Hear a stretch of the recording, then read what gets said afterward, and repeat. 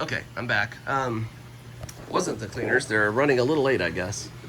Even though they were supposed to be here a little early. That was the Allstate guy to take pictures of the outside for your homeowner's insurance. Okay, I don't even remember where I was. Oh.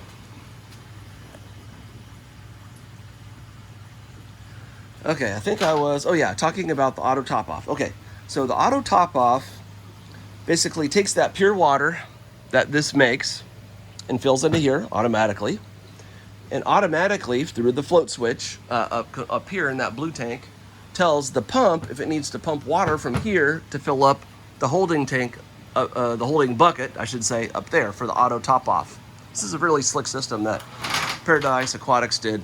And this is one of the reasons why you don't have to manually add 5 gallons of water to each tank each day for evaporation. It's really slick. And I've never had a single issue with this setup since they basically set it up. Okay. This is the controller for the auto top off. It's a TuneZ water level controller. This tells you if the level's good, and that's when it says good, that means in the tub up here, not on the tank, but in the blue bucket, the auto top off bucket, tells you if it's low and the pump will be on, or if it says if it's too low or if it's too high. I've never seen it too high. It only usually goes on here, which tells you that that tank, the green tub is low, or I'm sorry, tells you if this blue tub, Jesus, the blue bucket is low, and then it's turning the pump on in the green bucket to pump water from that tube all the way up over across the ceiling into the blue bucket. Okay? And then when it fills it up and the level's correct, then it's on that. Okay. All right. Let's go up and take a peek. Okay, here is the auto top off bucket. We'll look in there, and basically it's got some water level sensors, which is that thing right there, I believe, and and it's got a float switch as well, just in case that thing fails, and then so it won't overfill the bucket. Otherwise, if that failed, potentially the water thing could pump water up in here until it just went over and over, non-stop, and it would overfill the bucket and make a big water mess. It never happened, but it could happen. So it's got redundancy with two things. Here's the tube that comes up from that green bucket, the green trash can, I should say. The water goes into here, and that's about where the water should be. Again, it'll go low as it, through gravity, fills up the sumps as they evaporate over time. And then the pump turns on, fills this up, keeps it full. Well, not full, but full enough. That's where it should be, the water level. Okay, so this is pretty slick. So through gravity and those float switches on both sumps, the one right here, and the one over here, those float switches open or close basically the drain from the blue bucket through this tube here. Splits off in a Y from that yellow thing here to the black. Here it comes down, and goes down to the float switch. When that float switch goes down, it allows water to drain out of that blue bucket through this tube. As it comes up, then it closes that and does not allow water to do that. Each one of these, by the way, has a little switch here, or not a switch, but a valve, I should say. I don't remember the word. To open or close it if you need to. For example, when you're doing water changes, you don't want to change the water and having all the water from the blue overflow bucket filling the thing when you're trying to empty it to do a water change. So you close that temporarily when you're doing a water change, but you don't want to forget to open this back up after you do a water change, or else if you did, several days later, as evaporation occurs, and it's not refilling automatically, the sump would go lower, lower, and lower, and it could cause problems, obviously. If it goes too low, it could burn out the pumps, etc., etc. There's the other one on the saltwater tank. Okay. These are the power controllers for each pump, by the way, in the saltwater, and then these are the ones for the freshwater. This controls how much it's pumping, basically. On the saltwater tank, let's talk about it a little bit. So this is a skimmer. Right now it's empty in the skimmer cup because I just emptied it. If you saw it the other day, if you were back here, it was full of like this nasty green smelly stuff. What that is basically coral waste and fish waste, or fish poop, coral poop, basically, as you can think of it. How this works is there's a pump that pumps. The pump is actually inside the bottom of this skimmer. Some of them are external, some of them are internal. This one's internal. And it sucks water and air into it, and it makes bubbles. As you can see, it's bubbling down there. And as you can see up in this little chamber here, it's kind of hard to see, there's bubbles.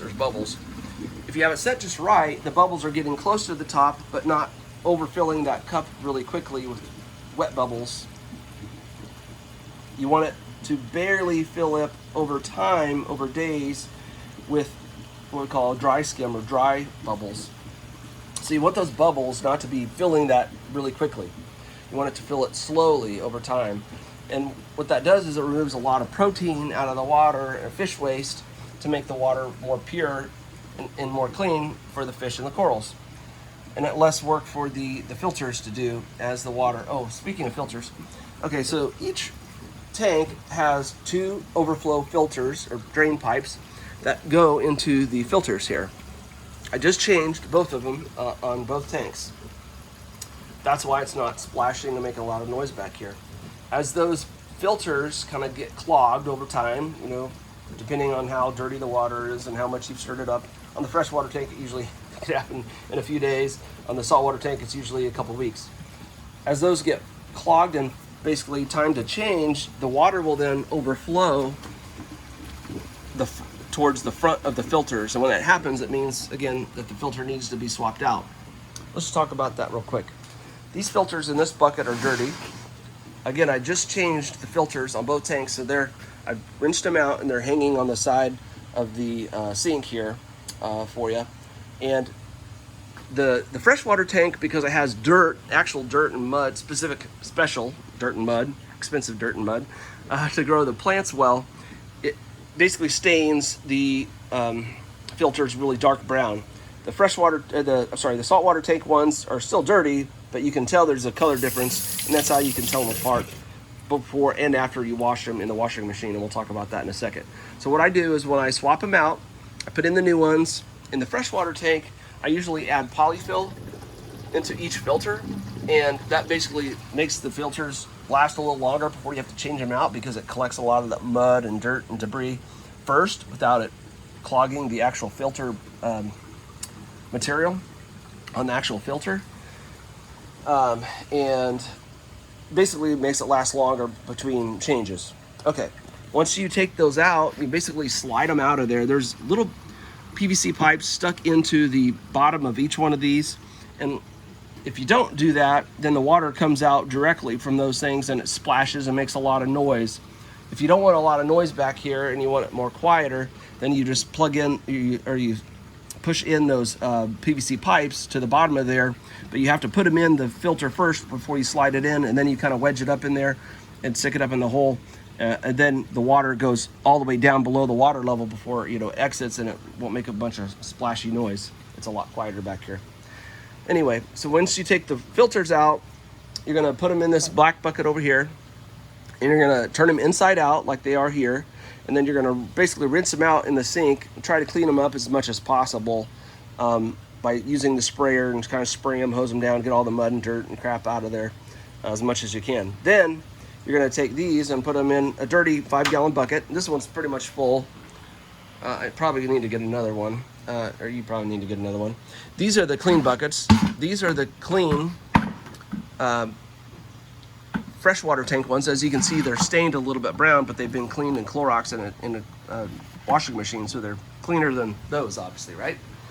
These are the clean saltwater tank ones. As you can see, they're a little whiter and not stained as brown as those, and that's how you can tell them apart once they've come out of the washing machine. You can well, that's obviously not stained brown. These are stained brown, so that's how you know. And you want to basically use the freshwater ones in the freshwater tank and the saltwater ones in the saltwater tank, because you don't want to introduce any sort of contamination or impurities into especially the saltwater tank from stuff from the freshwater tank. Does that make sense?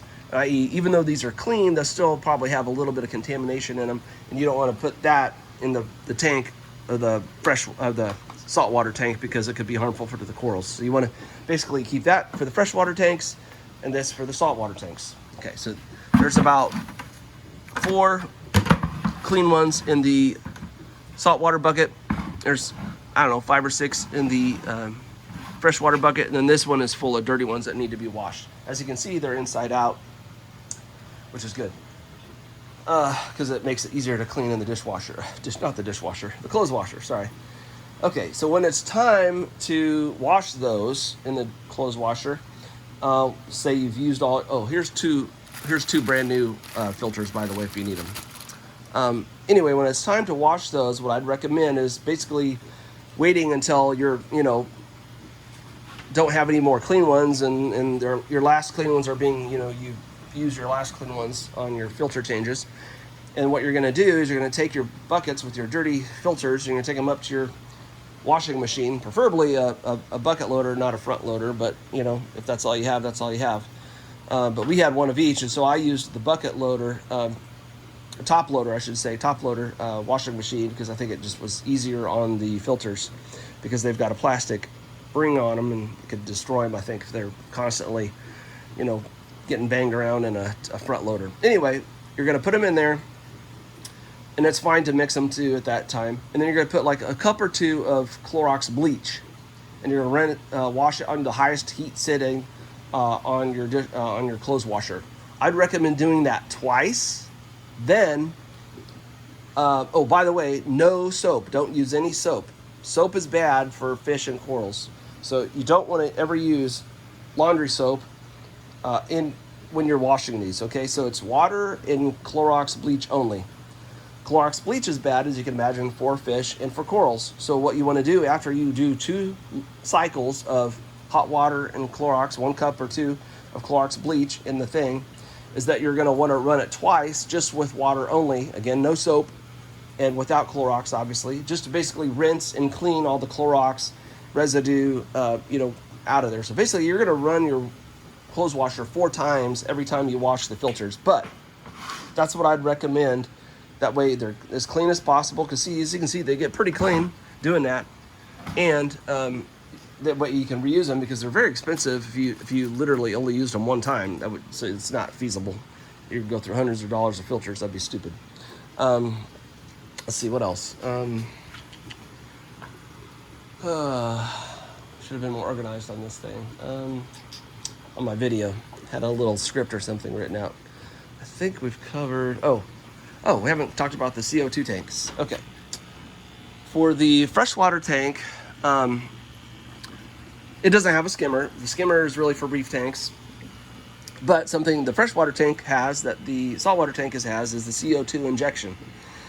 And yes, when I say CO2, I'm talking about carbon dioxide. Basically, it's a fertilizer for the plants. And freshwater plants can do okay without CO2 injection, but they'll never thrive, and they'll do much, much better if you have CO2 injection.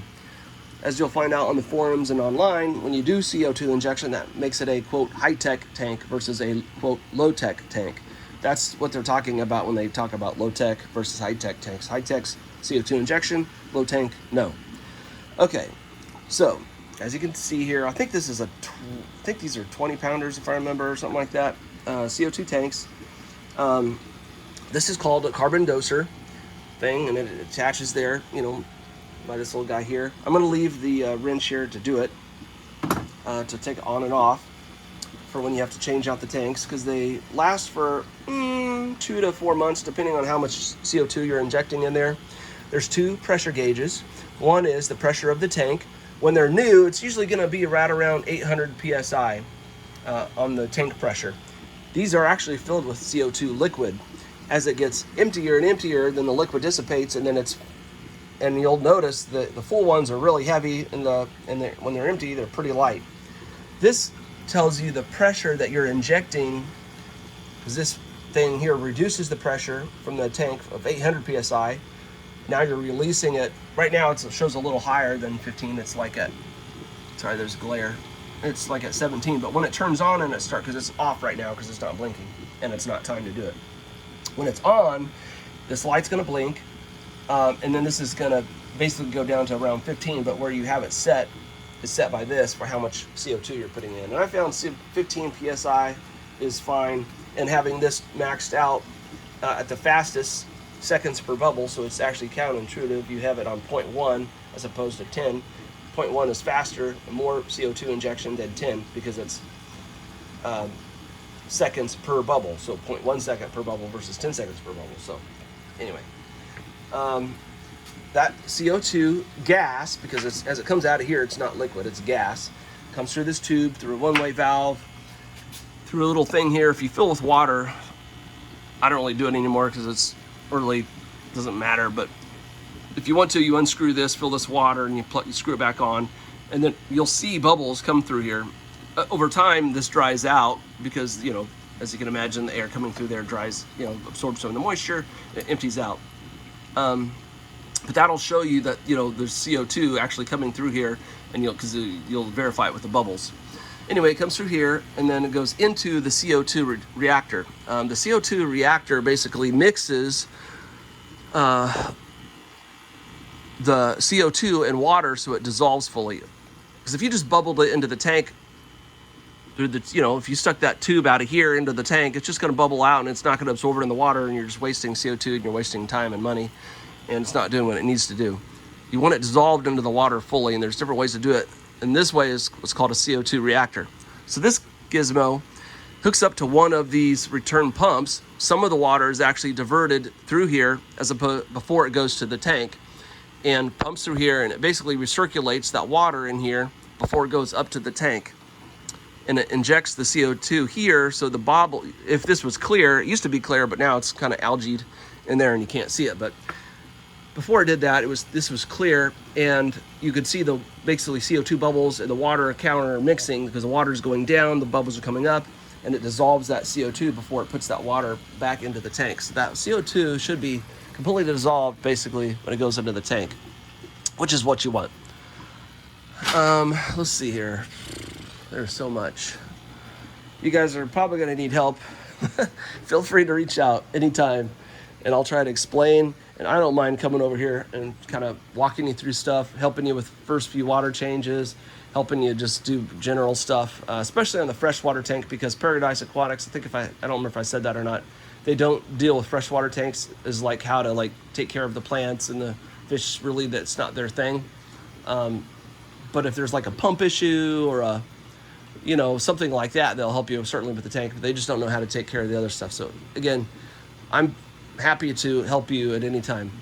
Speaking of the planted tank, I took out a few plants this morning just because it was getting crowded. Every 2 to 3 months, you're going to have to take out about a 5-gallon bucket worth of plants, because they just, you know, plants grow. And if you just let it go crazy, you know, it just chokes full of plants and you can't see your fish, and then, you know, everything gets too dark for the plants and they don't do it well. So you need to basically get in here, get dirty, get wet, and pull out you know, lots of plants, about a 5-gallon bucket's worth every 2 to 3 months, and you'll kind of figure out how to do that over time. Right now, there's like all this plant here is called hobby fern. There's probably too much of it. I'd probably, if I, you know, hadn't already cleaned up, probably remove about half of that and just trash it. Although, if you're nice, there's, you know, people on Facebook, and there's a Kansas City freshwater plant tank Facebook group or something like that. If you post those plants, hey, I've got a bunch of hobby fern for free, you know, usually you'll have 20 people wanting to come, you know, pick it up. Just to, you know, so you're not like trashing it and it's helping somebody else out. That's something you can do, and that's something I've done as well. Okay, on the freshwater tank, I'm going to point out there's this floaty stuff. It's kind of, you can see a little bit of it here and there. It's kind of hard to tell right now in this video, but there's some of it. It's kind of mixed around in here, mixed in with the hobby fern, and it's kind of the straggly, kind of stringy stuff. And here's a little bit here. That stuff will grow quickly within a couple weeks period, even if I have it. So I just cleaned it out right now. That's why there's barely any of it right now. But in 2 or 3 weeks from now, that stuff grows, and it grows into these mats, and it'll cover, if you let it go long enough, cover the entire top of this tank, and then all the light will be blocked to the tanks, to the plants below that you really want to get the light. So every 2 or 3 weeks, you're gonna have to get up here and basically pull out a bunch of that, that I think it's a moss, but I can't. Yeah, I think it's some sort of moss. I can't remember exactly. Not a typical moss you would think of, but anyway, and you're gonna need to basically pull that out of there and kind of clean it up and throw that away. Nobody wants that, so don't offer that for free. It's a weed basically. So you're just gonna want to toss that. Speaking of planting, tossing plants and stuff like that, is I left a bunch of these water softener salt bags because they're heavy duty, and there's a whole bunch of them stuffed into it here for you guys. So when you pull plants out of there, if you're trashing them, what I like to do is take one of those, set it in the sink here, and basically put the plants in there and like let it drain, make sure that the bag's not leaking before you then take that bag to the trash or whatever, so you're not dripping stuff all over. By the way, this is a nice little tub for when you do these changes out on here, because you have to, I should have showed you. To change these, you have to use this to unscrew it, right? It goes like that, to tighten, loosen. And when you do that, you're gonna wanna turn the water off supply to this, or else it'll, continue leaking water. So you have to turn this off. Okay, that shuts the water supply off to the RO unit, right? If you're going to change the resin or change any of these things, any of this stuff, if you're changing it, you have to turn this water supply off. When you're done, obviously you have to turn it back on, right? Or else it won't make water and fill these things automatically. But anyway, you're going to use this. But when you do this and you take this off and unscrew it, it's going to, leak a little water just for a little bit, splashes. So this is nice to kind of catch it, so doesn't get water all over the place.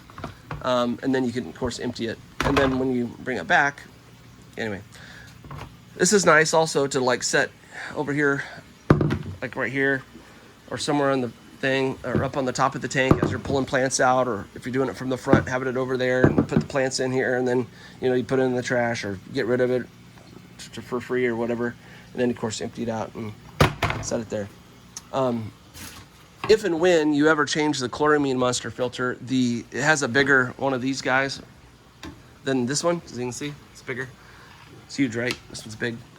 And it's hanging over here by this little area over here. Oh man, this is literally gonna be like an hour total or more. I forgot to mention, so the CO2 puts in carbon dioxide for the freshwater plant, right? Or plants on the tank. Obviously, plants like nutrients and they like fertilizer. So what you're going to want to do is what I've been using, and I'll send you a link or I'll write down the website. But I use what's called micros and macros, and I use this fertilization method, and I forgot the name of it. It's been a while since I did all that research. But basically, you're going to want to dose 1 pump of macros and 1 pump of micros every week. Excel, I wouldn't really, it's complicated. I wouldn't really use Excel too much unless for certain situations, and we can talk about that later if you want. And then also iron is good for a lot of the plants, so you're gonna want to dose some iron. So every week or two, you're gonna do a couple pumps, 2 or 3 pumps maybe of this iron. And that'll basically fertilize the plants. I used to have those fertilizers on a doser, kind of like this, but instead of alkaline, calcium, and magnesium, it was doing the micros and macros. But it was controlled by that controller system, which broke all the time and wasn't reliable and hasn't been working for probably a year. And so now I just do it manually. Okay, when you do a water change, I think I'd started talking about this, but then I kind of forgot to end up with it. So when you do a water change, you do 40 gallons and it's pure water, right? But you want to regenerate basically with some chemicals, good chemicals, basically. And there's this one called GH, which improves the general hardness, increases the general hardness, and it's basically got, like minerals and stuff. And you're gonna do like 8 pumps of this, and you're gonna do 8 pumps of the KH, or the recarb, which increases the carbonate hardness. So this one is general hardness, this one is carbonate hardness. It's on here, nylocg.com is where you can get these products. Also, if you want to continue doing the macro stuff and mixing it yourself, which is probably going to be too complicated for you. You can do that, but I would recommend their all-in-one fertilizer for a high-tech tank, and I can't remember the name of that product, but it'll be easy to figure out on their website, or I can kind of point you to it if you can't figure it out. But it's basically a one-stop shop for fertilizer for this plant, for this tank, as opposed to doing it separately like I'm doing it with the macros and micros and with the iron, although it's probably good to have iron separately in addition to their other one. I can't remember. It's been a while since I researched their stuff, but to make it easier for you, when this runs out, the macros and micros, I would recommend getting their just all-in-one fertilizer that for high-tech planted tanks. And again, their website will kind of explain that, and if you need help, I can help you. We talked about the CO2 tanks, but I never talked about when they get empty. So this one here it's probably about half full, just by the weight of it, I can tell. When it starts to get empty, that pressure will slowly go from 800 down to basically, I don't know, 200 or 300. When it's at 200 or 300, you know it's pretty much empty. But it'll stay at 800 until basically the last of the liquid is gone and it's just then gas. But anyway, but when it starts going down from 800, then you know it's kind of getting close to time, and it usually lasts for maybe another week or two before it's empty. Here's another one of those 20-pound CO2 tanks. It's much, much lighter because this one's empty. When both of them are empty, you're going to take both of those tanks, those CO2 tanks, to Prax Air. It's just south of 151st Street, kind of west of here towards I-35 in that area. And they're easy to find, Prax Air. And you're going to take both those CO2 tanks and you're going to get them refilled. What they actually do is not refill the tanks that you have, they swap them out. But you're going to get 2 new tanks full with CO2, but they're very heavy. So I'd recommend, Matt, I think that's your name, the husband, do it because it's going to be too heavy for a woman in general. I'm not sexist, but that's, just the facts. They're heavy, even for me. So anyway, you're going to have to, then reattach this and, do that. Now, you can actually damage this if you open this up and it hits too much pressure all at once. So what you have to do is and there's an instruction book on it in your pile of stuff, so make sure you do that.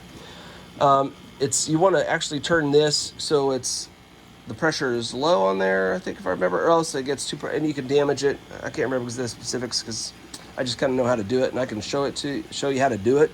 If that time's come, if you want me to, or you can just find the instruction book for the carbon doser or get online and read and see how to do that without damaging this. But if you just put it on there and you crank this open and this is set high, it can damage it, apparently is what it says. And they don't cover that if it's damaged like that. Man, I know this was kind of a all over the place video tutorial. I'm sure I'm forgetting stuff. I've just got a bunch of miscellaneous random stuff up here. I will say, so this, and there used to be 2 of them that were zip tied into a L-shaped like this. Although I dropped one a couple weeks ago and it broke. But Teddy from Paradise Aquatics can basically fix that, repair that with zip ties and make it good. So the fish in the saltwater tank, I've only had a couple out of the freshwater tank ever jump out, but in the saltwater tank, they like to jump out. And of course, that's not fun because you lose a fish. It's money. It's sad for the fish dies. So one of the things, what we've been doing to prevent that or reduce the risk is by basically using this little grid. You set it on top of the edge on each side, and it's like a little fence. And so they have, basically keeps them corralled in there, and they're less likely to jump out. I think I've only had 1 fish while I had those up there actually jump out. And I happened to be down here when it happened, so I was actually able to save them. But without it, every once in a while you'll get a fish jump out. The reason why it's not in there right now, or the one that isn't broken on there right now, is because they recently redid the wiring for the lights, and these wires are kind of like hanging down, and it's kind of pushing on that where it would be sitting. And I didn't have time. And well, I've taken all my tools to the new house, and I don't have anything here. Otherwise, I was gonna, like, put in a little eye bolt or something something up here to basically zip tie these lines up out of the way so they're not basically pushing on the fence, if you will. The fish fence is what I call it, which is right there. That would be sitting here. Again, the other one would be kind of sitting on that corner like that. So anyway, what else? So I would have, Teddy kind of help you fix that or do that. So these are out of the way so you can keep that little fence guard up, fish fence up. Oh, we haven't talked about feeding. Oh man, this video is really long. Okay, all right, let's talk about the freshwater tank. So the freshwater tank, you're gonna feed a mixture of this stuff. You're gonna do the flakes, the crisps, and the granules. I found that this combo is pretty good. As far as how much to feed, it's better to underfeed than overfeed in general. If you overfeed, you're gonna introduce contamination into the tank and makes the water quality poor, and then the fish are not gonna do well. So it's better to underfeed than overfeed. In general, they recommend to feed the fish enough that they can only eat in about 5 minutes. So on the flakes, I just do a couple dashes. So probably, I would say, if I'm quantifying how much, I would say maybe half a teaspoon of flakes. Same thing for the crisps, about a half a teaspoon or maybe a teaspoon not a teaspoon. Yeah, probably half a teaspoon of crisps. And then probably like a quarter of a teaspoon or maybe even a little less of the granules. These are almost empty, so you've got 2 brand new ones back here. This is same thing here. This is almost empty, but there's a new one here. They make this in a bigger one. I'd recommend buying them in the bigger ones. Amazon has these. It's the best, easiest way to get them. That way you don't run out of food. The rest of the food, there's a bunch up here. Yeah, you can do every once in a while, just something a little different for the fish. I've got micro pellets for the little guys. I've got some discus flakes. I've got some algae wafers. I got all this other different kind of food, and it's kind of nice to just change it up every once in a while and substitute it for the main 3. But these are the main 3 that I use most of the time, and then every once in a while I'll give them a little something different. As far as for the saltwater tank, I would not recommend flakes or pellets or anything like that. Basically, those typically have a bunch of, I wouldn't say contaminants, but they can contaminate your water quickly, and they also typically increase your phosphates on your water, and that can be bad for corals. So, and typically for the saltwater tank, I'm just doing frozen food, and I'm gonna take you upstairs for that right now and show you how I feed, how much I feed, that sort of thing. All right, so we're heading upstairs. I used to have a refrigerator in the workout room, so it was great that the freezer was right there. And, so you didn't have to go up and down to feed the fish. Okay, in the freezer is the top shelf is completely full of different types of frozen food for the fish. Most of it's for most of it's for the saltwater fish, but there's a few in there that are like the bloodworms, or if it says freshwater, basically it's for freshwater fish. I don't give the freshwater fish frozen food too often, but sometimes it's a nice treat for the fish. Okay, here's my little container with the fish food with little cubes, which I've basically cubed up and made for you guys. This is how I did it. This little container should last, I don't know, 2 weeks, plus or minus. What you're gonna do is you're gonna get like a cup, and you're gonna put 1 of these cubes about that size of the brown brine shrimp, okay? And then you're gonna put in a smaller cube of the wider cube, which is mysis shrimp. So the mysis shrimp are a little bit bigger, the brine shrimp are a little smaller, but that's what I do. I do 1 cube of each. The brine shrimp, I would recommend doing about a quarter-sized piece of food, a chunk, whatever you want to call it. And then for the other one, about a nickel-sized. I'm just kind of saying plus or minus, and over time, you know, it doesn't matter if one day they're overfed a little bit and one day they're underfed a little bit, but just, I'm talking about rough volumes. But again, about as much as they'll eat in 5 minutes. And when you put those in a cup and you take them down, I just throw them into the top of the tank there on the freshwater tank. And, you know, they'll float on top and they'll start to dissolve and the fish go crazy and you'll see they'll eat them. Okay, I'm leaving this on the kitchen counter for you guys. It's a tool that has basically a razor blade and a little thing in here. And what you're gonna use this for is for the frozen food, they come in plates, big old plates. And sometimes, especially the really thick ones, can be hard to break into those chunks. And so you're gonna use this to basically help cut it into those chunks to fill up your little container to feed the fish. So I'm leaving that here for you guys. And that's pretty much about it.